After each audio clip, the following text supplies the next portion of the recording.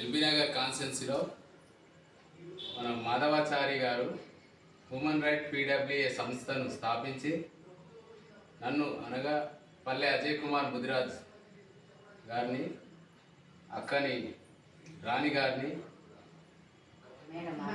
మాధవి గారిని ఈ సంస్థలో రాష్ట్ర స్థాయిలో పోస్ట్ ఇచ్చి వర్కింగ్ కమిటీ సెక్రటరీగా వర్కింగ్ కమిటీ సెక్రటరీగా పోస్ట్ ఇచ్చి నన్ను ఈ సంస్థలోకి ఆహ్వానం చేయడం జరిగింది.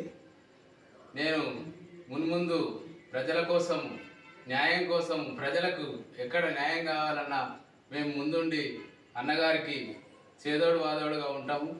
ఎక్కడైతే ప్రజలు అణచబడుతురో పీడిత దాడిత వర్గాలకు అండగా ఉండి ఎక్కడ అన్యాయం జరిగినా కానీ ప్రభుత్వం తరఫున ఉంటాం, ప్రభుత్వాన్ని కూడా ఎదిరించడానికి సిద్ధంగా ఉంటామని అన్నగారికి మనవి చేస్తున్నాను.